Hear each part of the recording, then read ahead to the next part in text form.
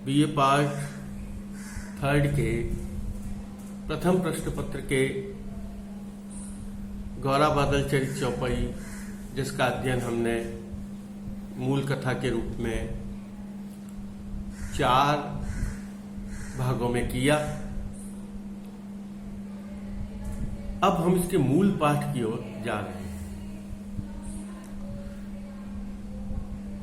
कुल इसमें 619 छंद हैं, लेकिन कथा विस्तार को देखते हुए हमारे पाठ्यक्रम में व्याख्या की दृष्टि से, कथाक्रम तो पूरा हमारे पाठ्यक्रम में है, लेकिन व्याख्या की दृष्टि से इसमें हमें केवल 150 छंदों का ही अध्ययन करना है।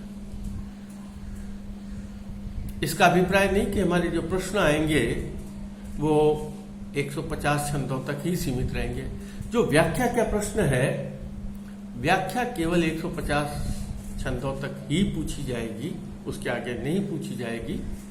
लेकिन जो कथाक्रम है वो पूरा पाठ्यक्रम में है, इसलिए मैंने आपको संक्षिप्त में वह कथाक्रम 4 भागों में बता दिया था। अब हम इसके मूल पाठ की ओर आ गए हैं। मूल पाठ में मैं आपको जितना हमारे पाठ्यक्रम में है उसका एक अलग फोटो डालूंगा, उससे आप देखेंगे, उससे आपको पता चल जाएगा। गौरा बादल चरित चौपाई, इसे गौरा बादल पद्मिनी कथा चौपाई भी कहा गया, गौरा बादल चरित चौपाई भी कहा गया। इसके रचनाकार कवि हेमरतन है, जो कि पद्मराज के शिष्य थे। और जैसा कि स्पष्ट है, छोटी सादड़ी में रहकर कवि ने इसकी रचना की थी।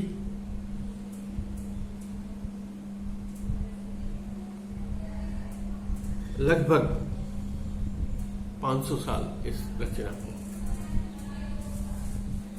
अब हम इसके मूल पाठ में प्रवेश करते हैं। सबसे पहले मंगलाचरण किया गया। मंगलाचरण आप और हम सब जानते हैं, जब ग्रंथ लिखता है रचनाकार तो अपने इष्ट देव की, गणेश जी की, सरस्वती माता की, अपने गुरु की वंदना करता है। ये हमारे यहाँ परंपरा रही। हम भी कोई भी कार्य शुरू करते हैं तो पहले गणेश जी की वंदना करते हैं। आप और हम भी जो भी लिखते हैं, जय माता जी लिख देते हैं, साईं बाबा लिख देते हैं, जो भी कुछ भी लिखते हैं, ये सब एक परंपरा।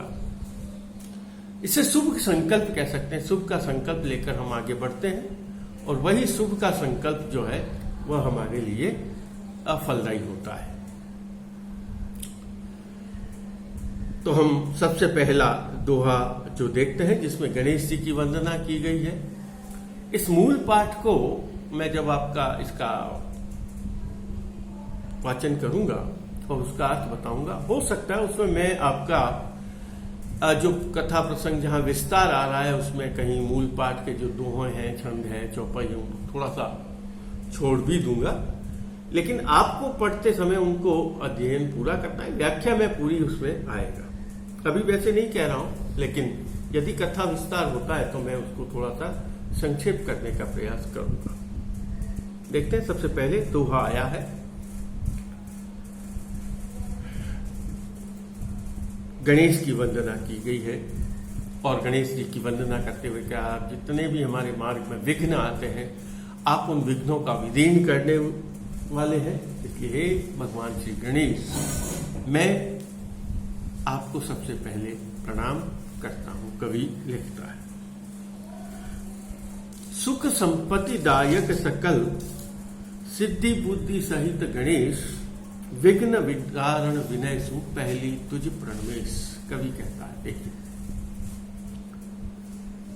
गणेश को सुखदायक माना है, सिद्धिदायक माना है, बुद्धिदायक माना है, संपत्तिदायक माना है। तो रचनाकार भी उसी बात को लेकर चलता है। सुख संपत्ति दायक सकल, सकल यानी समस्त सुख और संपत्ति, समस्त प्रकार के सुखों और समस्त प्रकार की संपत्ति को देने वाले। सुख और संपत्ति को दायक यानी देने वाले।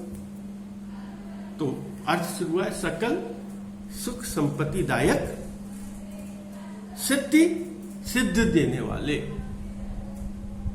सिद्धि विनायक है, सिद्धि देने वाले। खुद सिद्ध तो है ही, लेकिन हमें सिद्धि देने वाले। सिद्धि देने का अभिप्राय है हम जो कार्य करते हैं उसमें वह सफलता मिले, वह कार्य सिद्ध हो। तो कहा उस कार्य में हमें सिद्ध हो, सफल हो। सुख संपत्ति दायक सकल सिद्धि बुद्धि सहित गणेश। सिद्धि और बुद्धि, बुद्धि को देने वाले, बुद्धि को देने का कार्य भी गणेश करते हैं। तो सुख संपत्ति दायक सकल सिद्धि बुद्धि सहित गणेश विघ्न विदारण, विघ्नों का विदारण करने वाले, विघ्नों का विदीर्ण करने वाले, विघ्नों को समाप्त करने वाले।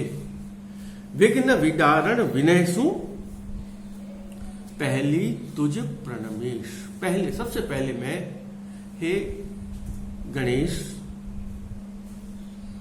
सबसे पहले आपको प्रणाम करता हूं। क्यों? क्योंकि हमारे मार्ग में जितने भी विघ्न आएंगे, यह कार्य ही है, रचना, ग्रंथ रचना कर रहा है। इस ग्रंथ रचना करने में यदि कोई मेरे कार्य में बाधा आए, आप उन बाधाओं को दूर करना, उन बाधाओं को हटाना। तो क्या कहा है? हे गणेश भगवान, मैं आपको सबसे पहले प्रणाम करता हूं, क्योंकि मैं जो शुभ संकल्प लेकर, इस ग्रंथ की रचना का संकल्प लेकर जो कार्य प्रारंभ कर रहा हूं, उस कार्य में मेरे किसी प्रकार की बाधा न आए।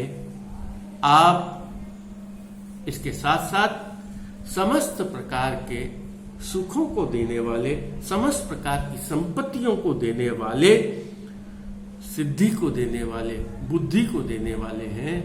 अतः हे गणेश, विघ्न विनाशक गणेश, मैं सबसे पहले आपको प्रणाम करता हूं।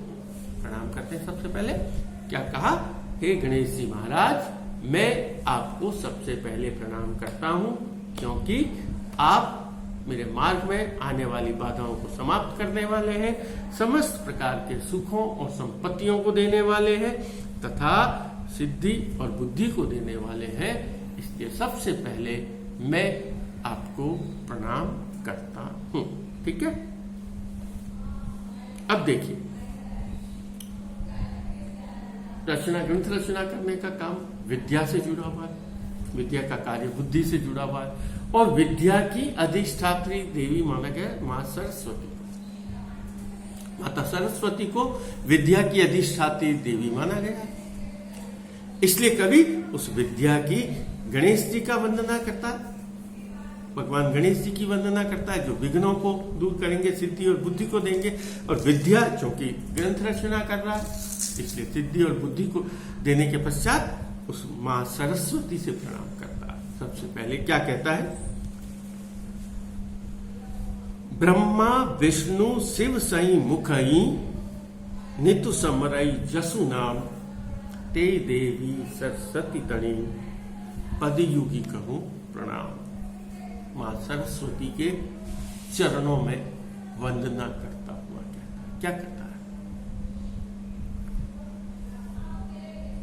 हम जब व्याख्या करेंगे तब केवल हमें व्याख्या में शब्दार्थ नहीं लिखना, केवल शब्दार्थ नहीं लिखना, उसमें जो भाव, निहित भाव है, उस निहित भाव को अभिव्यक्त करना है, उस निहित भाव को प्रस्तुत करना है। देखिए क्या कहा?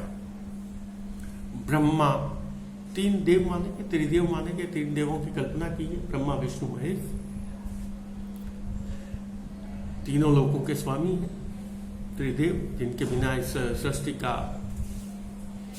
नहीं मान सकते कि सृष्टि का विकास हुआ, सृष्टि का जन्म हुआ, सृष्टि के अद्वितीय देव हैं।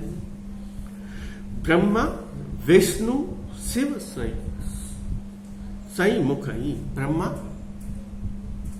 सृष्टि के जनक करता, विष्णु सृष्टि का श्री करता, और शिव कल्याण करता, ब्रह्मा विष्णु शिव सई, सई यानी सभी, मुखई मुख से, ब्रह्मा विष्णु और महेश भगवान शंकर जो अपने मुख से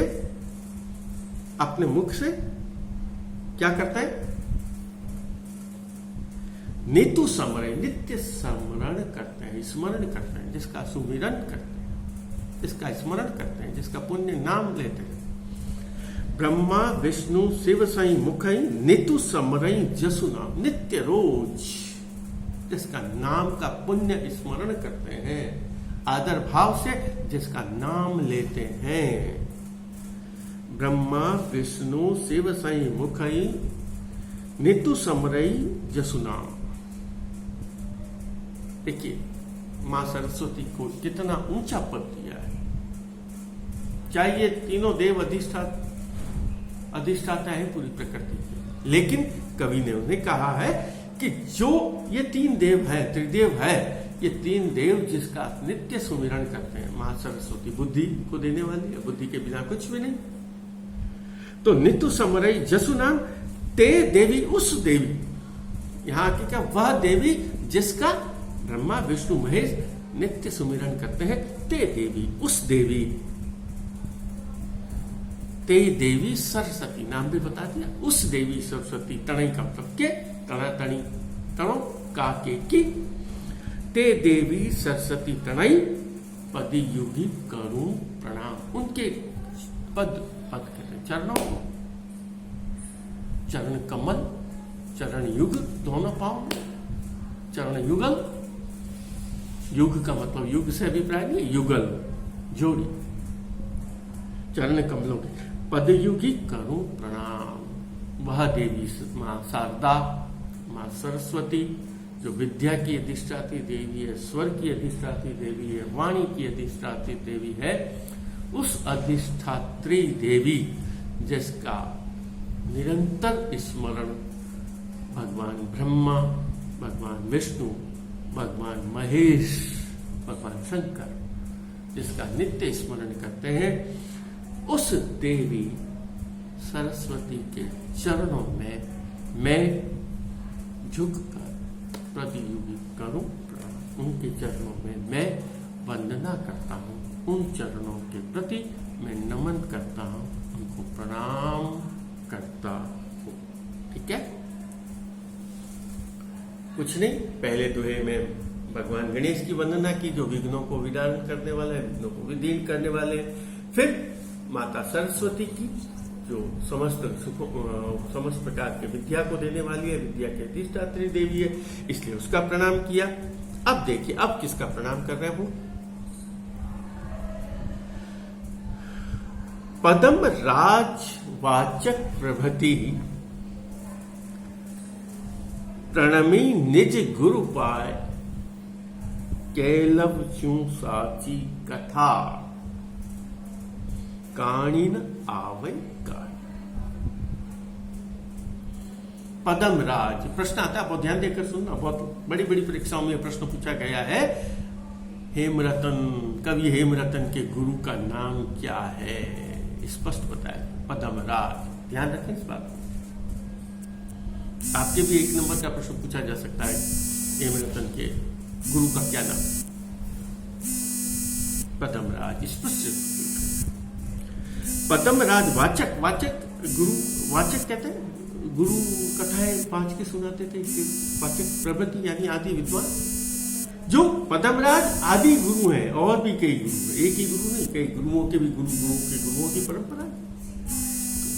पदमराज वाचक प्रभृति प्रणमी निज गुरु पास, फिर जो मेरे गुरु हैं, कौन, पदमराज, उनके चरणों में प्रणमी, प्रणमी यानी प्रणाम करता हूं, निज गुरु पास, अपने गुरु के चरणों में मैं वंदना करता हूं। ऐसे गुरु के चरणों में प्रणमी निज गुरु पाए, पाए का मतलब पांव में, चरणों में, ऐसे गुरु पदमराज आदि जो गुरु हैं और मेरे जो गुरु हैं उनके चरणों में मैं प्रणाम करता हूं। देखिए गणेश की वंदना की, विद्या की वंदना की, अब अपने गुरु की। क्यों वंदना करना चाहता है कि मैं जो कार्य कर रहा हूं, क्या कार्य कर रहा है, उसका उद्देश्य का स्पष्टीकरण यहाँ किया है। कैलव शिव साची कथा, मैं आपको एक सच्ची कहानी बताऊंगा। कैलव एक सच्ची कहानी की रचना करने जा रहा हूं, सच्ची कहानी को सुनाने जा रहा हूं। और वो सच्ची कहानी जो है, कहानी न आवई काय, कहानी कान, हम कहते हैं कान कसर तो नहीं, कान का मतलब है न्यूनता, कमी, अल्पता, कोई कसर। कहानी न आवई काय, क्यों? क्योंकि मैं एक सच्ची कहानी कहने जा रहा हूं, उसमें किसी प्रकार की त्रुटि, किसी प्रकार की न्यूनता, किसी प्रकार की कमी, हम कहते हैं काम करते हैं ना, उसमें कहते हैं बिल्कुल परफेक्ट काम होना चाहिए, एकदम सिद्ध सर्वश्रेष्ठ तरीका का कार्य होना चाहिए, तो वो सर्वश्रेष्ठ कार्य है। तो वह कार्य कहा कहानी न आवे, मैं जो कार्य, मैं जिस उद्देश्य को लेकर चल रहा हूं, उस उद्देश्य में किसी प्रकार की कोई न्यूनता नहीं रह जाए, कमी नहीं रह जाए, इसलिए मैं अपने गुरु से, गुरु की वंदना करता हूं। अब देखिए, अब वो किससे बात कर रहा है? नवरस दाखई नव नवा, काव्य में 9 रसों की परिकल्पना की गई। नवरस, नवरस कवियों ने नए नए रस, 9 रसों की व्याख्या की है। 9 रस माने गए। नवरस दाखई नव नवा, हर रूप में, हर रचना, अगर एक ही तरह की रचना होती तो रचना कौन पढ़ता? एक ही तरह की बात कहते हैं तो कभी रचना कौन पढ़ता? इसलिए कि परंपरा, साहित्य की परंपरा के नए नवे के नई नई रचनाएं आ रही, 9 रसों में लिखी गई रचनाएं नए नए रूप में हमारे सामने आ रही है। नवरस दाखई, दाखई का मतलब कहना, पहले रचनाएं कही जाती थी। नवरस दाखई नव नवा शयन सभा श्रृंगार, और ये कथाएं क्या है? शयन सभा, सज्जनों की सभा में। सज्जन का मतलब होता है जो बुद्धिमान, जो वीरवान, तेजवान, समझदार लोग हैं, विद्वानों की सभा का श्रृंगार है। या कोई बाह्य सौंदर्य नहीं, माला पुष्प सौंदर्य नहीं, वहां कहा ये कथाएं जो है ना, विद्वानों की कथा का श्रृंगार है, विद्वानों की सभा का श्रृंगार है ये कथाएं, जिनको नए नए रूपों में लिखा और प्रस्तुत किया जाता है। नवरस दाखई नव नवा शयन सभा श्रृंगार। अब जो अपने से पहले पूर्व के कवि आए, हे कवियों, आचार्य गणों, आपने बहुत रचनाओं को नए नए रूप में प्रस्तुत किया है, और जो रचनाएं हैं वो सज्जनों की, विद्वानों की सभा का श्रृंगार बनी हुई रही, उनकी महत्ता बनी रही है, उनकी महानता बनी रही है। नवरस दाखई नव नवा शयन सभा श्रृंगार, कवियन मुझ करियो कृपा। हे कविजनों, आप मुझ पर कृपा करना। आपने इतनी महत्वपूर्ण रचनाएं लिखी हैं, आप मुझ पर भी कृपा करना। कवियन मुझ करियो कृपा, वदता वचन विचार। मैं जो विचार करके, जो सोच विचार कर आपके सामने जो मैं एक नई रचना प्रस्तुत कर रहा हूं, उस रचना में मुझे सफलता मिले, किसी प्रकार की न्यूनता नहीं रहे, किसी प्रकार की कमी नहीं रहे। इसलिए रचना का कवि हेमरतन यह कह रहा है अपने पूर्ववर्ती कवियों से, आपने जिन जिन रचनाओं को नए नए रूप में प्रस्तुत किया है, मैं भी अपनी रचना को प्रस्तुत कर रहा हूं। कृपया आप मेरे ऊपर अपनी कृपा बनाए रखें। अब देखिए, यहां एक ये आगे वाला जो दोहा है, दोहा नंबर 5, ये थोड़ा इंपॉर्टेंट है। इसमें एक नवीन 9 रस पहले है, नवीन रसों में एक नए रस की परिकल्पना की है इस रचना में, और यही इस काव्य की, इस रचना की सबसे बड़ी विशेषता है। और इस रचना का जो मूल धर्म है ना, मूल भाव जो है, मूल कथा, वो एक स्वामी धर्मिता प्रकट है। क्या कहा है इसने? वीरा रस, श्रृंगार रस। 9 रसों में वीर रस को माना गया, श्रृंगार रस को माना गया, भक्ति रस, शांत रस को माना गया, हास्य रस को माना गया। ये सब अलग अलग रस है। वीरा रस, श्रृंगार रस, हासा रस, हित हेज, हास्य रस, प्रेम, इन सभी रसों की परिकल्पना की गई है। वीरा रस, स्निग्धा रस, हासा रस, हितहित। अब वो देखिए एक नई रस की परिकल्पना को प्रस्तुत करता है। सामी धर्म रस सांभलो। एक कवियों में एक नवीन रस की परिकल्पना आपके सामने प्रस्तुत करना। और वह रस कौन सा है? सामी धर्म रस सांभलो।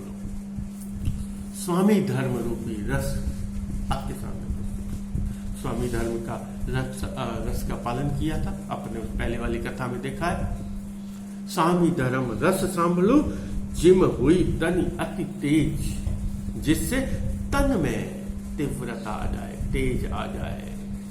जिम हुई तन अति तेज, जिसके कारण हमारे तन में तेज आ जाए। तेज का मतलब है उत्साह आ जाए। हमें सुनते ही, जिसकी कथा को सुनते ही हमारे मन में एक वीरता का संचार हो, ऐसी कथा को आपके सामने प्रस्तुत कर रहा हूं। और कौन है, उनकी बात बताइए आगे उसने। स्वामी धर्म जिन साचिव योग। मैं ऐसे लोगों की कथा आपके सामने प्रस्तुत कर रहा हूं जिसने स्वामी धर्म के जो रस है उसको सच्चा सिद्ध किया। स्वामी धर्म जिन साचिव योग। स्वामी धर्म को जिसने सच्चा सिद्ध किया। जिन, स्वामी धर्म जिन यानी जिसने साचिव योग, सच्चा सिद्ध किया। अपन कहते हैं ना, सत्यापित किया, सच्चा सिद्ध किया। वीरा रस सविशेष। और इसके साथ वीर रस। स्वामी धर्म के साथ किस रस का पालन किया है? वीर रस। वीरा रस सविशेष, सुभटा मही सीमालय। सुभट वीर, अत्यंत जो वीर होता है ना, उनके सामने एक आदर्श प्रस्तुत किया, एक मॉडल प्रस्तुत किया कि वीर कैसा होना चाहिए। वीर ऐसा।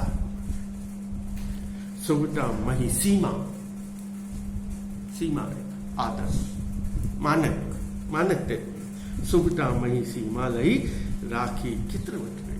और जिन्होंने क्षत्रियता, यह क्षत्रियता किसी जाति का पर्याय नहीं है, किसी वर्ण का पर्याय नहीं है। क्षत्रियता उस वीरता का पर्याय है।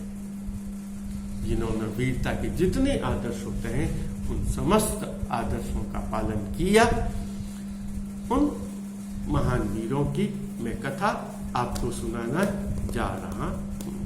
तो हमने प्रारंभ में देखा कवि क्या कहना चाहता है। कवि यह कह रहा है, सबसे पहले गणेश की वंदना करता है, माता सरस्वती की वंदना करता है, अपने गुरु की वंदना करता है, और यह कह रहा है मैं नए रूप में स्वामी धर्म की परिकल्पना आपके सामने प्रस्तुत कर रहा हूं। उस रस को सुनो, और मैं उनकी कथा आपके सामने कह रहा हूं जिन्होंने इस स्वामी धर्म के रस को सच्चा सिद्ध किया। आज इतना ही, बाकी का धन्यवाद।